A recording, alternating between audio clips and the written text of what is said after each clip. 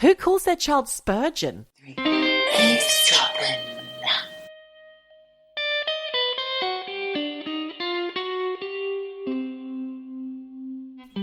Oh, it's Michelle. Hi. Geordie, hi. Hello to you. Hello. How are you doing here in the Eavesdroppin scape? I'm eavesdropping, I'm dropping balls. Have you dropped something? Oh, God, I feel like I'm a bit of a drip drop at the moment. A drip drop? A drip drop. Juggling. I'm a juggler. Juggling balls and dropping them at the same time. It's multitasking. That is an actual multitasking thing. It is. And you know what? Like, I used to be better at it. I don't know what's happened. I feel like I'm distracted by the world. Distracted all the time. It can get distracting. And guess what? Listeners, we're here to distract you. I'm Geordie. And I'm Michelle, and you are listening to Eavesdroppin, the comedy podcast. A massive distraction. Where we talk about all sorts of things, true crime, real life, supernatural. All of it and more. You're an eavesdropper. Did you know that? Yeah. You're listening to us, makes you an eavesdropper, and we love you. That's okay. It's all right. Don't worry about it. You just are. Accept it. Guess what, Michelle? What? One of those eavesdroppers has gotten in touch with us recently. It's Charlene. Happy chappy. Yes. Yeah. Hi, Charlene. She's Hi, Mags. so chatty. Who's Mags? Is that her mother, Margaret? Her mum. Oh, for God's sake. Poor Margaret. Sorry about that, Margaret. Very familiar. We're Australian, by the way, in case you didn't realise. So she wrote in about Greece. Do you remember? Greece is the word that you've heard. I played Frenchie Livy. in our school drama. And we are never allowed to forget that. Beauty school dropout. That was me. Yeah. So I've never played anything in Greece apart from The Fool when I've been watching it and you sing along. You know those sing-along of Greece? Yes. Yeah, I love that. So there's a theory that I had not heard of, yet Charlene had. So she sent me something from Screen Rant. It's the notorious Grease fan theory that says Olivia Newton-John's character Sandy, who was the little Aussie lady who fell in love with John Travolta's Danny, who was the bad boy in the American high school. I can't remember why she was Australian, probably because they wanted Olivia and she couldn't do an accent. I think they just wanted Livy. So this theory is that she's in fact dying throughout the movie and that the whole teenage love story is nothing more than fantasy in her dying mind. Yeah, she didn't make it off the beach. She drowned. Oh. When they're summer lovin' at the beginning. Saved her life. She nearly drowned. Yep. Well, she did bloody drown, apparently. That's what the fans say. Because of the ending. And I forgot the ending. Do you remember what happens in the end? No, what happened in the end? Well, apparently, Danny and Sandy, after she dons the lycra pants and yes. God, I wanted that outfit. I got thrills and I'm multiplying. That bit. Well, apparently they fly off into their future in a car. They fly off into the sky, Michelle. I don't remember that. No, I don't remember that. I guess it is like bam shamalama That's it. bang. But you know what? I just thought it was a bit Looney Tunes. Yeah. That thing, you don't really think much of it, do you? Well, I'm not sure about that theory. I mean, maybe. Well, they say there's a couple of theories and they're quite dark, actually. It made me feel really down when I read them. Things like the beauty school dropout that we know about and the Grease Lightning, they're fantasy elements, which is fine, It's a musical. That's okay. They're saying that she looked taken aback that the car took off, which doesn't fit with it being a dream sequence. And that's how the whole theory came about. Because of one quizzical look. Yes, I know. They're saying things like she died on the beach, she did drown, and then, in her dying moments, she imagines this happy ending that happens, after this meeting with this sexy boy on the beach. I'll need to send you the Screen Rant link. I'm not going to tell you any more about that. It's a little bit off the Richter scale, really, isn't it? It's madness. Well, it is quite strange. Summer madness. What do you think? Legs? No legs. No legs. Even John Travolta and the director said, "What are you talking about? That's crap." Yeah. And someone as fantastical as John Travolta says that, then, it must be crazy. Look, I'm not sure about that. Look, people love to have these theories and chucking it out there on the internet. Why not? You're always going to have someone who thinks the earth is flat. I certainly don't. Or that the men have never walked on the moon. But I will say, when I was in Australia a few months ago, I had gone through a suitcase that I'd left at my mum's place and I found my Grease t-shirt, Copeland College school production, Sandy and Danny. Grease 84. 84, you bitch. You're horrible. I don't think it even had a date on there. But I rolled up my sleeves and I wore it and... oh, God. Oh, you put it on? I did, because in fact, Neil the scientist and I went to the same school. He remembers that we were meeting up for dinner and I, dressed up, had a nice outfit on. I thought, no, I'm going to put it on. So I put it over and I walked in. I was like, hi. And he's like, oh, hi. And then he looks at this T-shirt. He's like... Looked at your tits and noticed. What a fun moment that you've shared with us all. Oh, but, I wear it. I still wear it now. Great. I know. It was a great find. Oh, how that's wonderful. That's why it's worth holding on to a couple of little things like that, I think. I know. Oh. I think it was even a Fruit of the Loom T-shirt. Fruit. Do you remember them? Fruit of the Loom. They're the ones that we used to buy for when I had a band. We had band merch that was made of Fruit of the Loom T-shirts. Yeah. Yes, it was very popular back in the last century. Let's just say God. that. Okay. Let's leave it there. Well, I tell you what I won't leave. What? Is a message that I received from none other than the Beacon twins. Oh, yes. Go Beacons! The Beacons. Go Beacons, go Beacons, go Beacons, and go Beacons. Speaking of Beacons, I've got the Chambers Dictionary of the Unexplained in front of me right now. Love that book. Let's have a flick later, you and me. That was a gift from Jane. Sounded a bit weird, didn't it? One of the Beacon twins.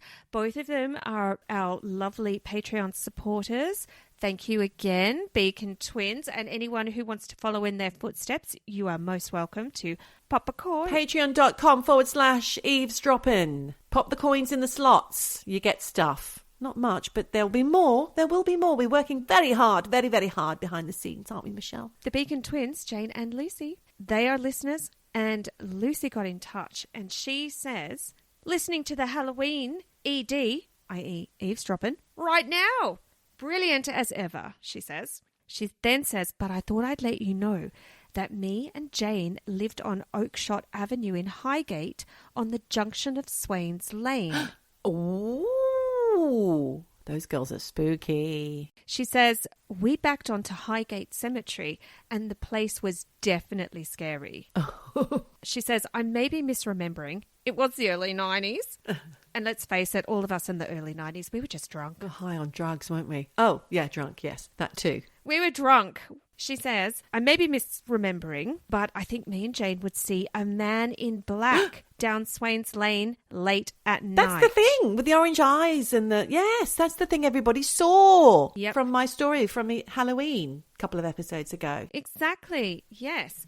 And she says, misremembering or not, Swains Lane was the scariest place in London, day or night. God. She says, I quite like cemeteries, but that place was off the scale scary. I still remember all these years later with a shiver. And she did a ghost emoji. And then she says, sending love with a kiss emoji. Right, that's it, Michelle. Thank you, Lucy. We are going there. Next time you're in town, we are going to Swains Lane. And we're going to do a vid for our patrons. Oh, that's a fantastic thing to do. That's why you've got to be on the Patreon. You've got to see this stuff. Yeah. But also, when I was looking up Swains Lane, all this stuff about Highgate Cemetery came up. And did you know George Michael's buried there? No, I think I knew he might. Maybe I did know, because I know he lived around there, didn't he? He's a Hampstead boy. Yes. So he obviously died in 2016. Yeah. And pin that because that's going to be an upcoming episode. Oh, she knows things I don't. So he was buried on the west side of Highgate Cemetery.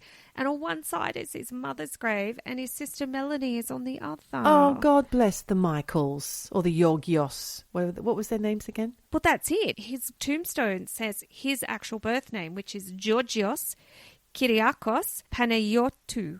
Oh, well done, Michelle, with the Greek there. Apparently, to see his grave, you got to pay to get in. Bit like a patron on the Patreon account. But if you love people, you will pay a little bit towards the upkeep of their show or their memorial. Also, other people there are Karl Marx. Yeah, I knew that. Malcolm McLaren. Yeah, I knew that. Douglas Adams.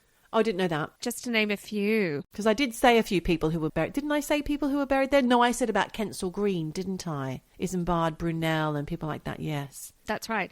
But also, apparently in this cemetery, there are lots of really crazy epitaphs. Really? What, like Star Wars? I've seen that in Nunhead Cemetery, actually. Like a great big Star Wars tombstone. Yeah. Not Star Wars, Star Trek. Trekkie. Yeah. Oh my God, that's even worse. No, things like you have to read the inscriptions. There was one that I read. It had her name when she was born, when she died, and then it said, lawyer, should have been a marine biologist. I like that. Yeah, I actually thought, wow, this is giving personality to a grave. And there was one that was like father, husband, lawyer, raconteur. Love it. That's like those benches that you see that are from in memorial. Michelle, that's it. We're decided. Next trip, we're going to Swains Lane. We're going to Highgate Cemetery, and we're going to do a vid from there. We're going to investigate, maybe even do a little twilight investigation as well with a special light. Why not?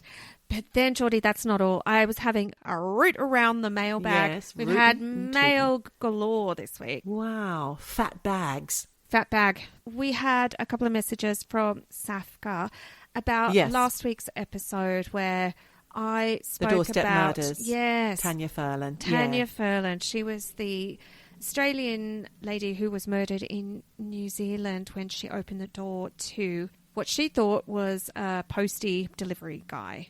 Mm-hmm. Safka says, my darlings, thank you so much for doing such a wonderful tribute to Tanya. She goes on to say, you had me bawling my eyes out. It was so incredibly beautiful, kind and thoughtful. Thank you so much. For those of you who haven't listened to the episode, we did have a little bit of a comment from Tanya's friend Michelle, who just shared some memories.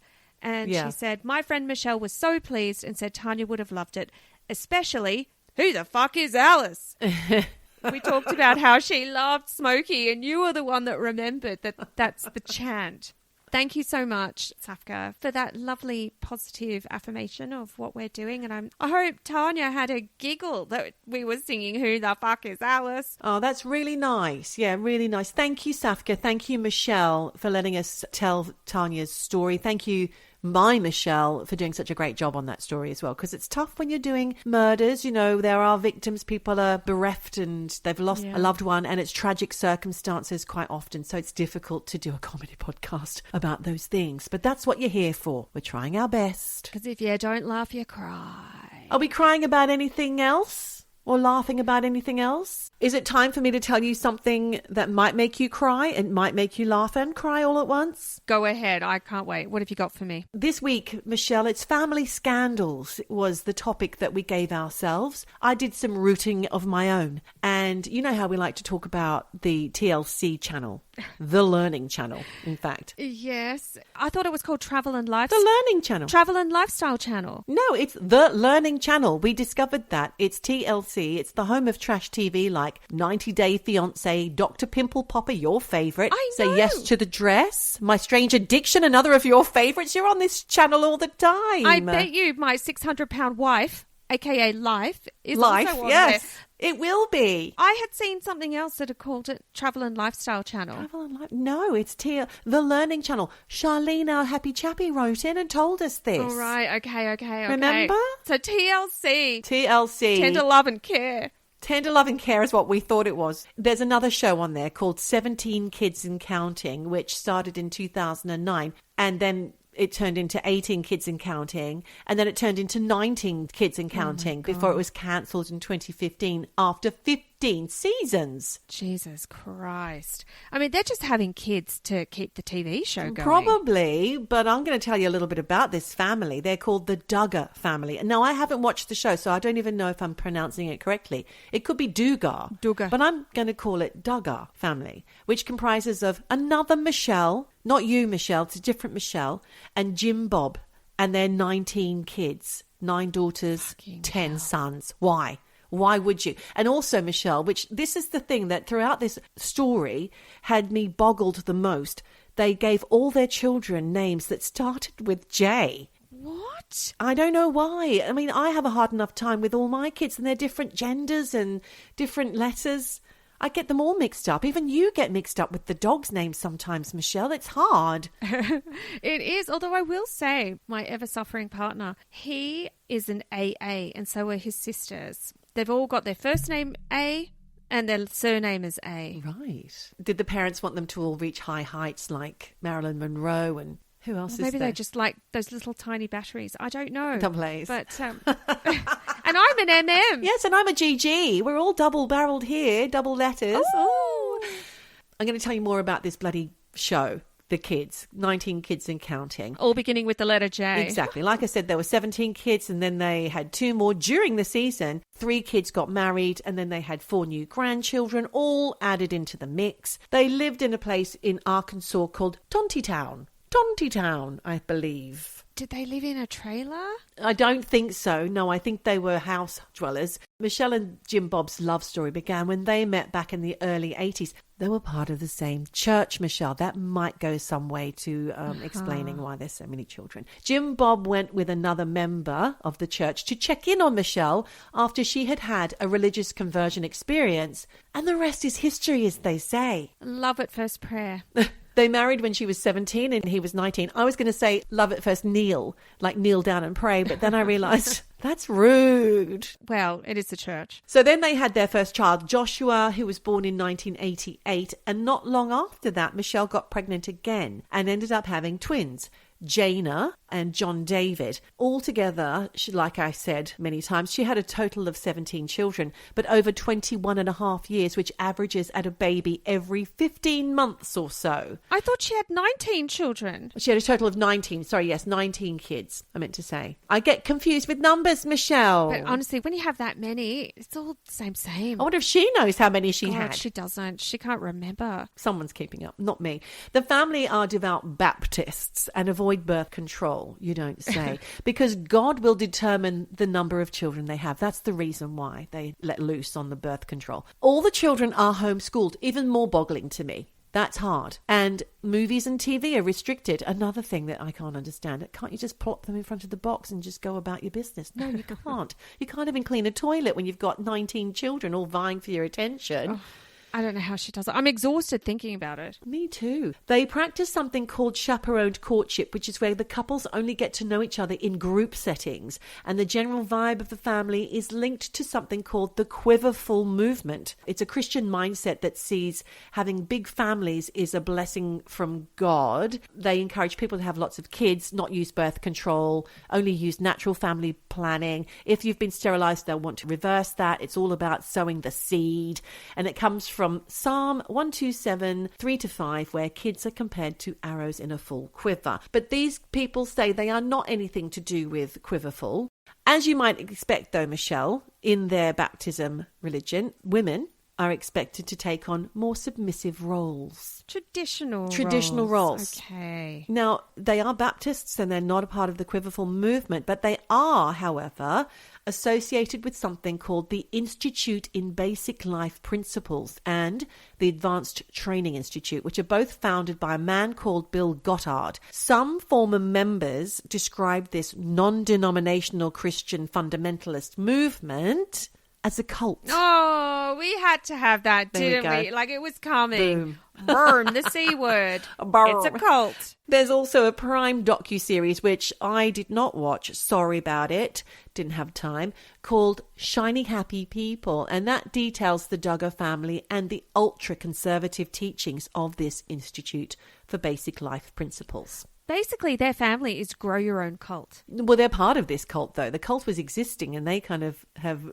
fashioned themselves into it. Right. And I don't know how much because I didn't watch the Shiny Happy People docu-series, but you will link that up. So go on to the Patreon to find it out. Yep.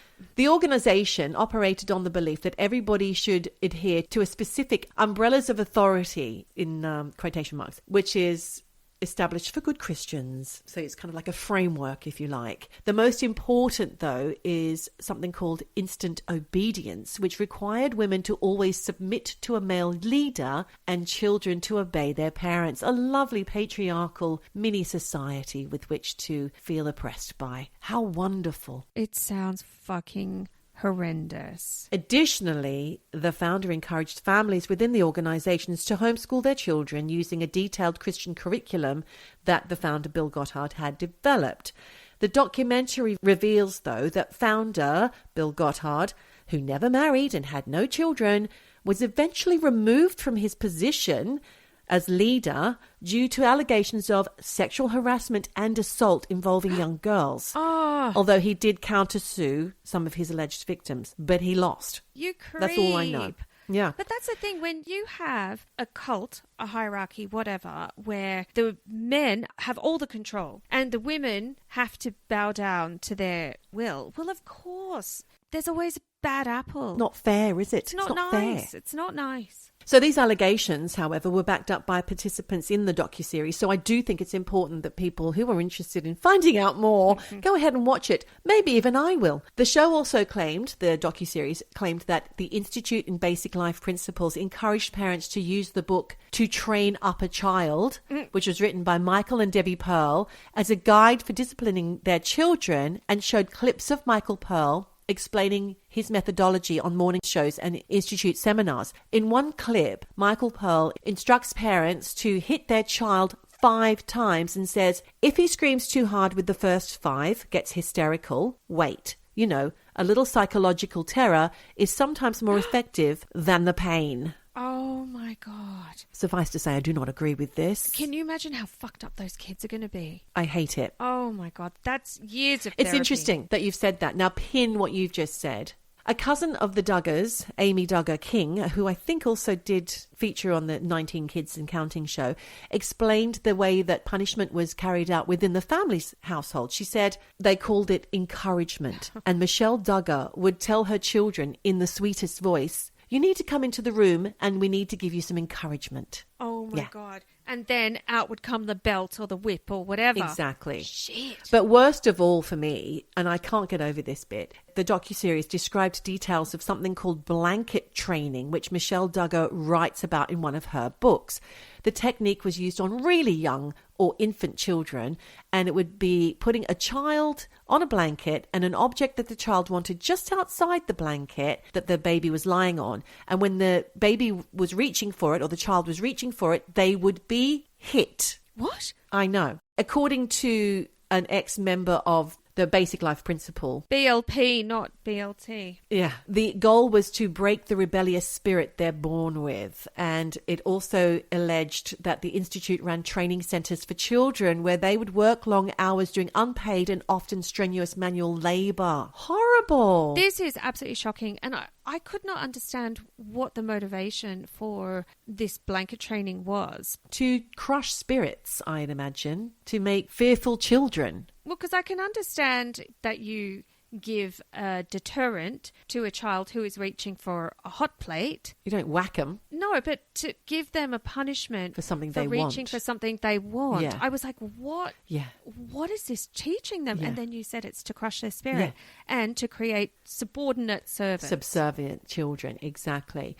Actually, going back to the labour, the children doing all this unpaid labour and strenuous work, there were terrible. questions about the way that 19 Kids and Counting was able to get around child labour laws because they were classified as documentaries rather than TV shows. Right. And this show had been one of TLC's most popular until it was suspended in May 2015. TLC cancelled the show a couple of months later in July 2015, but a spin-off show called Counting On came out December 2015, and then that was cancelled in 2021. So that had a good long run.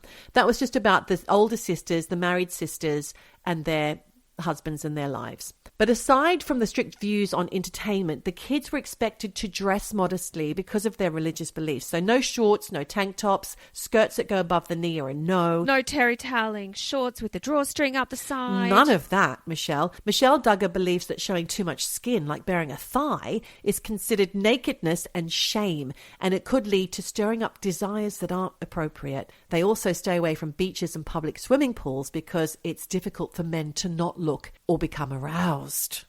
Oh, for God's sake. That's the way they think. That is what they're indoctrinating into their families. Holy shit. And despite their godliness, this family were beset by scandal, Michelle. And the reason, you're wondering probably why, you haven't asked me yet, and I was expecting you to, but the reason why the show was cancelled in 2015 was to do with reports that their eldest child, Josh, sexually assaulted 4 of his sisters and a babysitter between 2002 and 2003 when he was just 14 or 15 years old and before the TV show had begun. Yeah. Oh, my God. bad. No, look, I thought, after you had said about the child labour laws, I thought, oh, okay, that's probably why it got cancelled, because they realised, oh, shit, we're breaking all of these union laws and we've got to stop the show. I did not think it was going to be about basically an incest scandal. There was a police report from 2006, which was acquired by In Touch magazine in 2015, that revealed Jim Bob had known about these allegations against his son in 2002, with additional accusations coming out in 2003. And at that point, Jim Bob notified senior members of the church and they decided that Josh should be sent to a Christian rehabilitation program. Also that year, Jim Bob took his son to meet with a state trooper and had Josh confess. And according to the report, this state trooper just gave him a stern lecture, but didn't take it any further. It's a fucking crime. I know, Michelle. And those poor women who are traumatized. His younger sisters and a babysitter. Like, this is serious. Yeah. The reason why they came out in 2006 was because a family friend had sent a letter detailing what Josh had done. And then the letter was put in a book and forgotten about until the book had been loaned to someone else with the letter in it. And that person discovered the letter. Exactly. This makes me think that the Duggars knew all along what was going on under their roof and kept it quiet.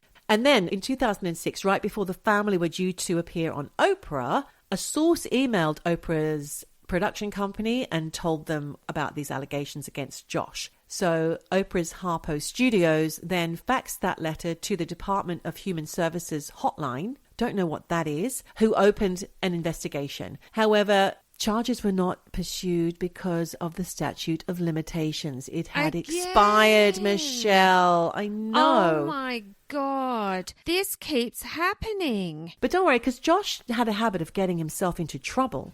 And between 2012 and 2015, married father Josh Duggar admitted that he was one of the men who subscribed to the infamous adultery website Ashley Madison. So this godly, he was even dipping his toe in politics at this point. This godly man actually was dating women outside of his marriage. And there's an X-rated film actress called Danica Dillon who said she met Josh Duggar in a club where he'd been drinking and approached her, offered her money in exchange for sex. And while they were at it, he got rough. Oh, no. Why are we surprised? He admitted this, though, that he cheated on his wife using the site while his wife was pregnant. So out came all the public apologies about how hypocritical he was. But, Michelle, there's more scandal to come. He said at the time, while espousing faith and family values, I have secretly, over the last several years, been viewing pornography on the internet. And this became a secret addiction, and I became unfaithful to my wife. But in 2019, agents from the Internet Crimes Against Children Task Force were investigating Josh's computer at his car lot company and found 65 images and 1 video of child pornography, some of which included children under 10. Oh my God, this guy. In 2022, he was sentenced to more than 12 years in federal prison on charges of receiving and possessing child pornography and ordered to pay fines of $50,000 plus. And he's currently serving his sentence in a prison in Texas. Right, so he is in prison. He got punishment for his crimes, but is it enough? Because this guy's a serial offender. Yeah. So his sister, one of his sisters, Jill Duggar Dillard, she actually had to come out with her other sisters when all of this was going on back early days and defend him when the first allegations came out around 2015 on TV, and they felt re-traumatized, but they just didn't question what their family told them to do. Right. However, since then, she's kind of removed herself from her family. She's taking a break. During her time on the TV shows, she said that she was tricked into signing contracts. Plus, all of the money that she would have got for filming went straight to her father's production company called Mad Family Inc. So none of the kids got any money? No. So their life was on show? Exactly. This girl had to give birth on TV. She didn't want to. And when they tried not to come back to the show, they were told they had to because they'd signed contracts, not that they knew. No. Their parents had actually been signing agreements on behalf of all the siblings, consenting that the payments for filming would be directed to the father, all the while. Stealing all the money. Yeah, exactly. Now, she's not that great herself. There's scandal about her, but we're running out of time here because her husband has made some horrific remarks about transgender and same-sex marriages. He's been sacked from all the TV shows. So it's very troubling. Cancelled in life. He's been cancelled. Apart from that, there was, I think, Jana got in trouble for babysitting and one of the children wandered outside on their own. A passerby saw the kid and she was in trouble for child endangerment. Then they've got another one called Jessa, another daughter called Jessa. The only interesting thing I could find out about her was that they named their first of many children Spurgeon. Spurgeon? Who calls their child Spurgeon? Spurgeon? That's not even a name. I don't even know what it is. I don't know. I thought about caviar, but it's not sturgeon. No, and it's not surgeon. It's Spurgeon. Aspergeon. I don't understand that name. Then they've got a daughter called, now I'm going to call her Ginger, but I thought it was Jinger for ages because it's Jinger. Jinger or Jinger. Jinger. I don't know. Ginger. I am assuming they think it should be Ginger. She published a memoir called Becoming Free Indeed. The other kids are Joseph, Josiah, Joanna, Jeremiah and Jed, they're twins, Jason, James, Justin, Jackson, Johanna, Jennifer, Jordan, Grace and Josie, who was born premature at 25 weeks. And the world watched her struggling to survive and even have seizures because it turns out she suffers from seizures. So all of this car crash TV was being filmed and shown and they're just pocketing the cash. The kids are getting nothing. The parents are getting everything. And also, too, I mean, a newborn baby cannot give consent to having their image bloody good point, on Michelle. TV and for the rest of their lives. People saying, you're the girl who was born premature. Oh, you have seizures. Yeah. It's not nice. Privacy, people. We need more privacy in our lives, says us doing a podcast. But there's much, much more on this family. If you'd like to find out more, do go to our Patreon or watch the Shiny Happy People docuseries on Prime. But I just want to finish by saying the Learning Channel. It's learning. It's teaching you the fine art of how to mess your kids' lives up and let us watch it as it happens. Proper car crash. It sounds horrendous. TLC. The Learning About How Not to Live Life channel. What a lesson. Oh, but God. you can learn about pimple popping and strange addictions, which is entertaining for us because then we can talk about it on this podcast. Oh, well, thanks for that story. I am grossed out by it. That's not the kind of family you would want to be born into. You don't want to advertise that either, do you, really? You don't want to be using that as entertainment, really. No. I mean, I guess they didn't know when they signed them up all the scandal that was about to come undone. But the family knew about it. Of course. I believe. Of course they did. Well, what a story. Thank you. You got the vibes. I got the vibes. You got the vibes. I got the vibes. So I wasn't sure when we were talking about family dynasties. I thought you might be doing something glitzy and glamorous like the Hiltons or the Rothschilds or, you know, one of those big family dynasties because in a way that's what I'm looking at today. But they're fun too. Oh, yeah. Pin that. We'll do that in the future.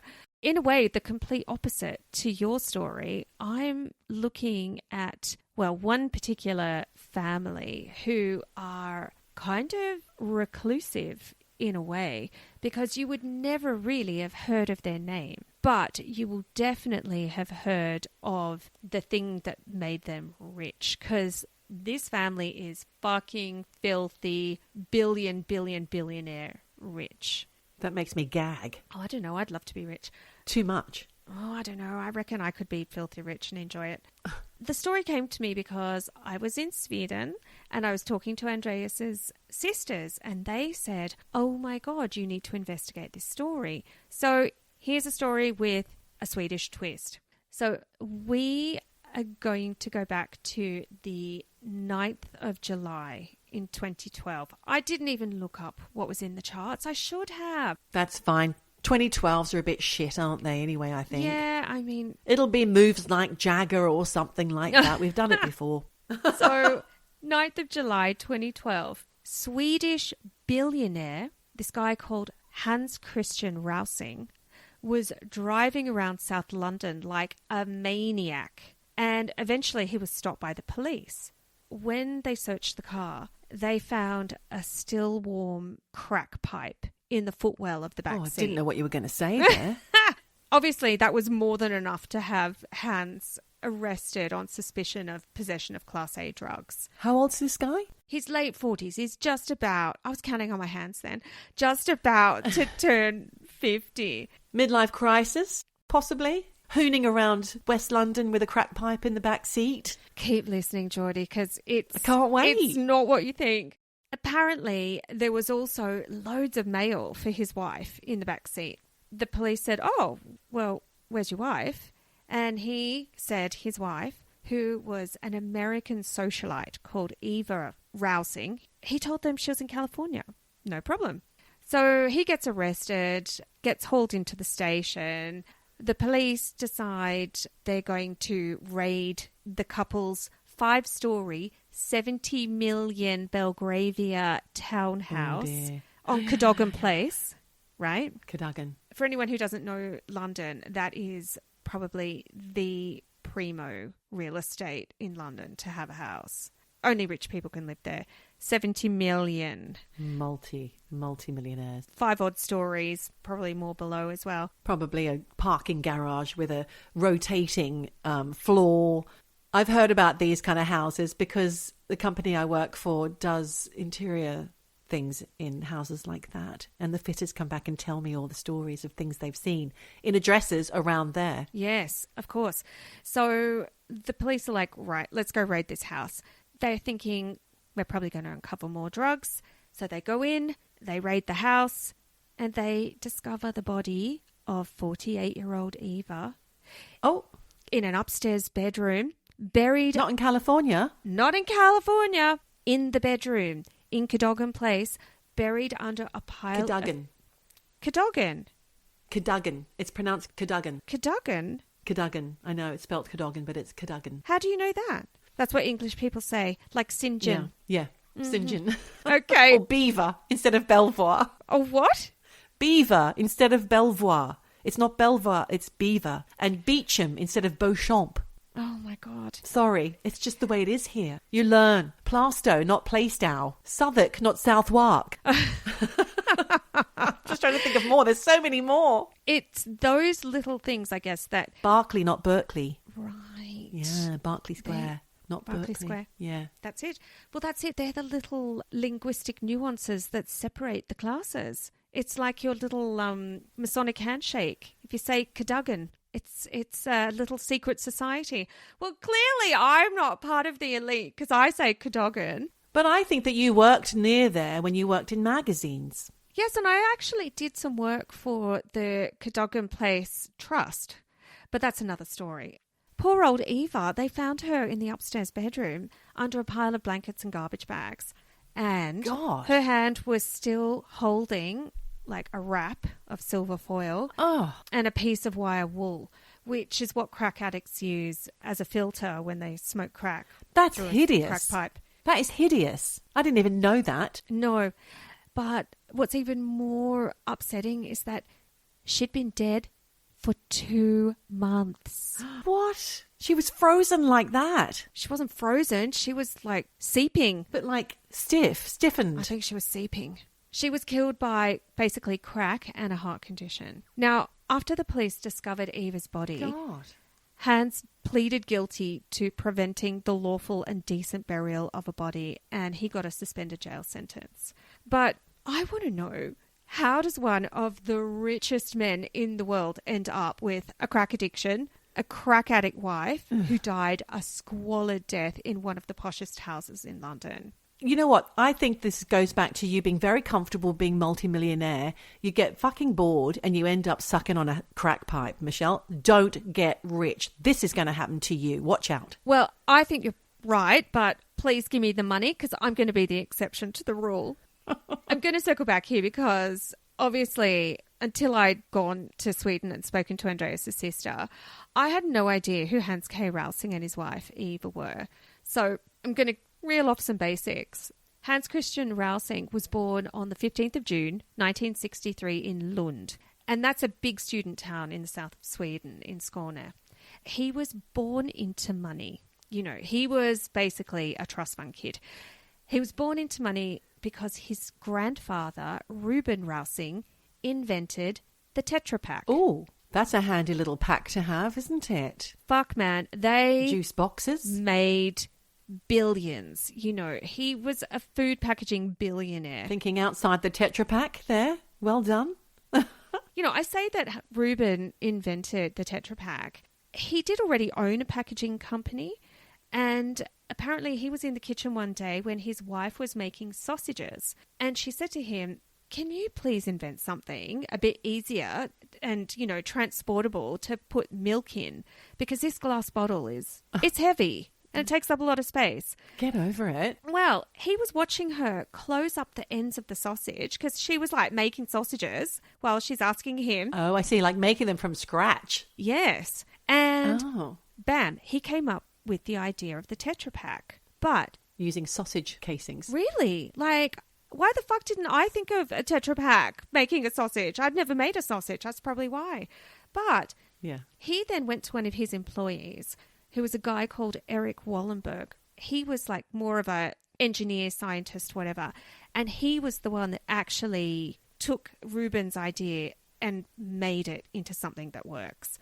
He was paid $300 for the patent on that, or the patent. For the what? Sorry, he was patent. Do you know what? What's going on? No, in Switzerland, it's a patent, and I just had it in my mind. But no, it's a patent. Patent. Okay. So he got $300 for the patent. Yep. Bad move, Well, mate. that's not great. That's shitty, isn't it? Yeah. I mean, that fucking invention. Could have held out for a bit more there. Really? Or at least said, well, I would like a royalty on, you know, on every time this patent is every sold. time it gets used. Yeah. He got paid off. Bad move, because that Bugger. invention revolutionized the world. It made people be able to transport liquid in a safe and hygienic way. Long life milk, all of that stuff. Apparently, every single person on the planet will use a Tetra Pak at least 28 times in a year. That's interesting statistics. It is. But it just gives you an idea of the fucking billions that this family made. It's that moment in time. She means statistics. Stat me up. The Rausings are one of the richest families on the planet, with an estimated fortune of more than 12 billion. That's an old figure. I think it's a lot more now. That's crazy money, and that's a fucking mad stat. So Hans Christian's dad was also called Hans, and he followed in Reuben's footsteps to also become a packaging industrialist. In 1993, Hans, not Hans K, who, you know, had his wife under the garbage bags, but Hans, was named the richest man in Britain. Basically, you know, pushed the Queen off the top of the pile. Wow. Because he and his family, and also his brother, they all moved to the UK to avoid having to pay hefty taxes in Sweden. Really? Yeah. But it's also hefty taxes here in the UK. So what? Couldn't they have moved to Singapore? There were loopholes back in the day. That's why they moved to the UK. But unlike his dad, Hans K Rausing did not follow in his father's footsteps. And instead, he decided he was just going to travel the world. And he was a bit of a hippie with no interest in packaging or the family business. We spoke about this recently. Do you remember when we talked about sons of very wealthy, very rich men? What did we say? Or people. We said they don't always follow on in their footsteps and be good, inventive, hardworking people. In fact, often they don't do that. Well, the sisters, he's got 3 sisters. Well, at this point too, Hans Rausing sold his share of the company to his brother. And so they're out of the packaging. Like his side of the family. But by this point, Hans K, he was a trust fund baby. Yeah. He had absolute squillions and didn't need to have an interest in Tetra Paks. He didn't have to have an interest in anything because he had a ton of inherited money and he literally did not have to work a day in his life if he didn't want to. He's a bit of a hippie, dippy. He runs off to India, picks up a drug habit, eventually ends up in the USA in rehab in 1987 to try and kick the drugs. And that's where he meets his wife, Eva Rausing, who is rich American socialite, who also is in rehab, trying to kick a drug habit, and they're both in their mid-20s at this point. Clearly, love at first sight. And on the 16th of October, 1992, the couple were married and they had 4 children over the course of their marriage. Do they all start with a certain letter? No, they don't, I don't think. Like all the other Rausings, Hans and Eva decided to live in London because of tax laws, and they spent their lives basically not working. But they did set up a lot of philanthropic trusts and charities. Good. And they gave away loads of their money. Great. Including giving loads of money. Yeah. The whole life was about giving away their money. And they gave lots of money to anti-drugs groups. And they set up a rehab centre in Barbados where they also built a massive 15 million quid house, which, you know, had 6 bedrooms, 8 bathrooms, guest cottages, a 50-foot pool, and it was all behind these big high walls. And I also read, to avoid taxes, there's a ship, kind of like a cruise liner. It's called the World's End. And it cost like, I don't know, 120 million or something to buy a room on this ship. Because you then can say that your main residence is on this ship. Oh, and you're not actually a tax resident anywhere. But why do you have to avoid paying tax? You've got the money to pay your tax bill. Just fucking pay it. That's what I think. Rich people do all of this stuff to avoid tax, saying, you know, I had to leave to avoid taxes. Well, it's like, pay the taxes. Help people not as fortunate as you. You know, put some money into the country that you're benefiting from living in. Exactly. So I really disagree with all of these rich people who don't want to pay. But honestly, it sounds like a really creepy Marie Celeste, because apparently no one lives on there. Oh, God. They just pay all this money for this ship to endlessly roam around the world. Oh, my God, that's eerie. It's really eerie. They had a charmed life. They did nothing but give away money that they didn't earn. But a little bit like what you said before, I think the boredom of being that rich and having anything you want, anytime you want it, it just ended up in addiction and not happiness. And even though on the outside everything seemed fine, you know, nice family, beautiful homes, everything you could ever want, super in like high society in London. They were friends with Charles. You mean the king? The king. Oh, yes. Camilla. Oh, she's sick apparently. Is she? Oh, they're all getting sick, aren't they? I know. Well, it was just all a veneer of a happy life and respectability, and it all came crashing down in 2008 when Eva was caught with wraps of crack in her handbag when she went to attend a function at the US Embassy in Grosvenor Square. Oh, come on, Eva. Leave the crack at home. Court documents apparently show that she had 10 grams of crack, 2.5 grams of heroin. She also had 2.35 grams of diethylpropion, which apparently is a banned stimulant and appetite suppressant. Right. And she was arrested, and police raided that Belgravia townhouse where they found the couple's drug stash, including loads of diazepam, 5.6 grams of crack, nearly 3 grams of heroin, 52 grams of coke. It's just not good. Oh, my God, 53 grams of coke. Were they having a party? No, this is just their drug stash. That's their personal. It is. Shit. But honestly, Geordie, I mean, they've got the kids at this stage too. 4 kids in How that old are the house. kids? I don't know. There's not a lot on the kids. They are very private. Somebody else will be raising those children. Well, yes. Somebody else. There'll be paid people who are wiping their asses, taking them to school, feeding them. Well, they have staff. Yeah. But also, I did read at some point that Eva and Hans did have their kids taken away from them, and that one of Hans's sisters were raising those kids, which must have been awful for Eva. Yeah. But maybe that's why the pair just spiraled further into drugs, right? Yeah. They got busted, but they did not get sent to prison. And the thing is, if you or I were busted with that amount of drugs in our house, we'd be just fucking sent to the slammer. But, you know, not these guys. And I think the prosecution was formally discontinued, and I don't know why, but they received conditional cautions, which included 4 months in a drug rehab program. They avoided prison, and I think this is just the privilege of the rich. After the arrest, Eva said publicly, I've made a serious mistake, which I very much regret. I intend to leave as soon as possible to seek the help that I very much need. I've made a grave error and I consider myself to have taken a wrong turn in the course of my life. I'm very sorry for the upset I've caused. I thank my family and friends for their kindness and understanding. So, a few years later, Eva's dead and Hans kept her body in the bedroom for 2 months. 2 months. So, look, I found this really great article from The Guardian. Hans did make a detailed statement about why he left Eva's body to decompose under that pile of bin bags in their bedroom. And he said, quote, I do not have a very coherent recollection of the events leading up to and since Eva's death, save to assure you that I have never wished her or done her any harm. I did not supply her with drugs. I have been traumatized since her death. He then went on to say that he did not feel able to confront the reality of her death. I tried to carry on as if her death had not happened. I batted away small inquiries about her. I took some measures to reduce the smell. Fucking like hell. What?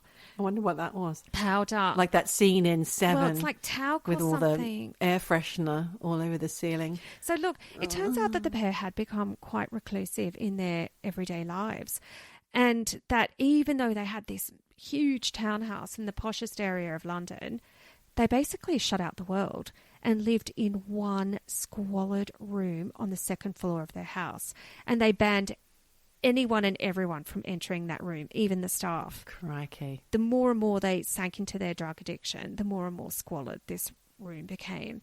And at the hearing, Hans's barrister said of their living situation, quote, they were deeply ashamed of their situation, and the thought of meeting people and explaining their situation was too much to bear. I don't actually know why they would have to explain that to anyone, but anyway. The barrister then said Hans basically retreated from life, and the only human contact he had was with Eva, who had to do everything for him. They locked themselves in that room. And the barrister went on to say that despite or because of Hans's extreme wealth growing up, that Hans had always had unusually strong social anxiety alongside feelings of inferiority.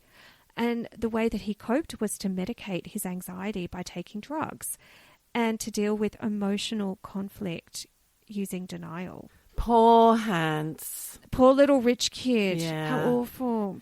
I mean, I get it. Yes, those things are difficult. I wish that he'd invested more money in himself and getting himself better and his wife rather than just creating a little cubbyhole of den of iniquity or whatever you call it, where they just spiraled. They spiraled and didn't give a damn for anything else or anyone else in their life. But I suppose that is the sad reality of an addict. It is. And apparently Hans was there when Eva died. So he knew that she had died. It wasn't like he found her. He was with her. No, he was there when she died. And remember I said at the start she died from taking drugs and also a heart condition. Well, she had a pacemaker, and that had been fitted a couple of years before her death to treat, I don't know, some kind of heart problem. Obviously, we know too that crack addicts have a lot of heart problems if they survive. The reason they were actually able to pinpoint when she died was because of that pacemaker. Because it stopped and it had a record, yeah. Yeah, it showed that she died on the morning of May 7th, more than 2 months before she was discovered by police. And at the hearing, Hans's barrister told the court that Hans had no recollection at all of the next 10 or 12 hours after her death. And apparently he didn't move the body and said she appeared quite restful. The barrister also said that one of the reasons Hans kept Eva's death a secret from everyone was because he personally was unable to face up to the fact that Eva had died. And so everything he did it to delay the moment of facing up to that reality. I get it. But as we know, all of that came crashing down when he was arrested for driving around Wandsworth with a crack pipe in the back of his car. You know, all of that post addressed to Eva. When they arrested him, they did a drugs test on him, and he had cocaine in his system, morphine, temazepam, diazepam. It's a miracle he didn't kill anyone. He's a walking chemical experiment. Yeah.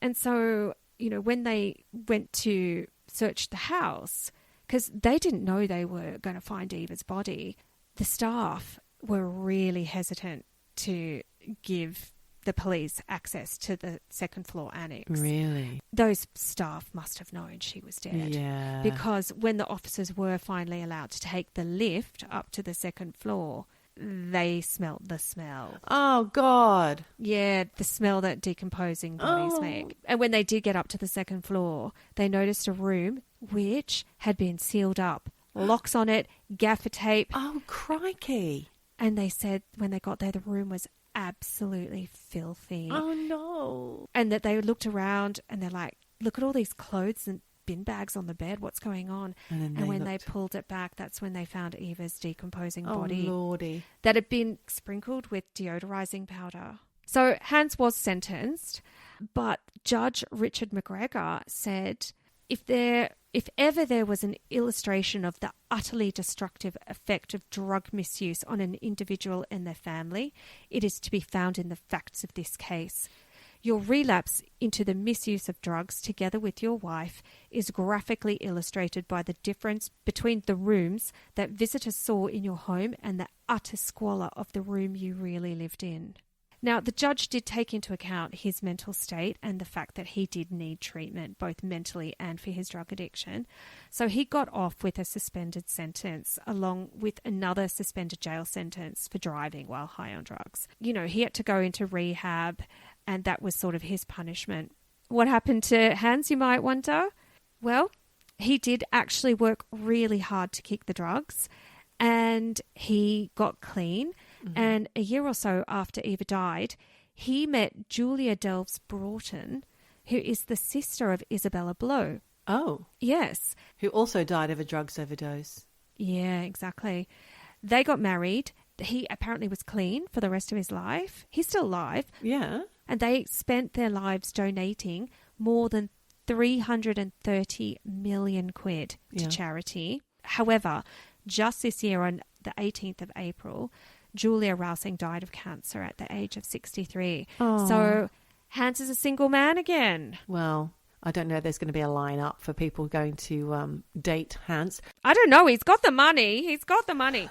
What do you think of all this? Well, I think I said throughout the story, Michelle, what I think. I think that too much money, especially when you're born into it, the devil makes work for idle hands. That's what I think. I know it's a very old-fashioned thing to say, but I feel like if you've got free time and nothing to drive you, no need to drive you, you can easily fall into a state of melancholy, of boredom. You can seek out entertainment in the wrong places. But that is just my take. I'm not in that position, so I don't know what it's like to be, an heir to a massive business, to not have to ever work a day in your life. Yeah.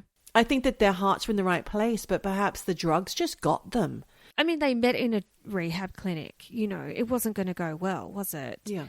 And you do know that it's as an addiction, addictions can be, you dispute this, but it's a disease. You cannot just fix yourself. You need a lot of help. They would have had the ability to help themselves because they had the money. They could have gone into rehab. They could have asked for help, but there are things that stop you from doing that as well. And until you are one, I don't think any of us can really comment. No.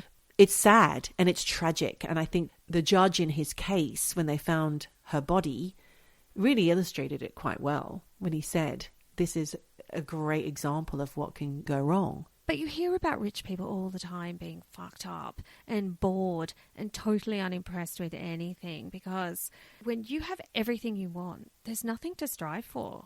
And you don't have a purpose often. I'm going to hit you with another bloody saying. The grass is not always greener. I agree. But if you were to just dump $1 billion on me, I would not say no.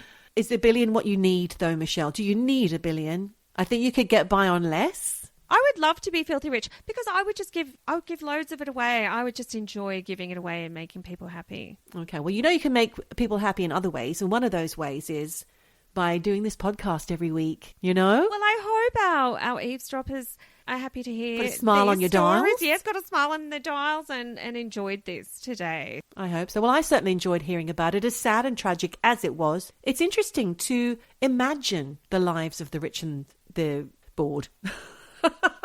There's actually a really great song. I don't know if you're a country music fan, Casey Musgraves fan, but she has a song called Lonely Millionaire, and it really is about... Can't buy friends. You can, actually. One of the lines in her song is, you can wear a gold watch, but it won't buy you back all the moments that you miss.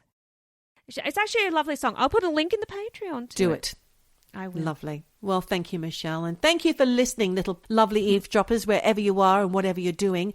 Don't forget, wherever you are, whatever you do, just keep eavesdropping.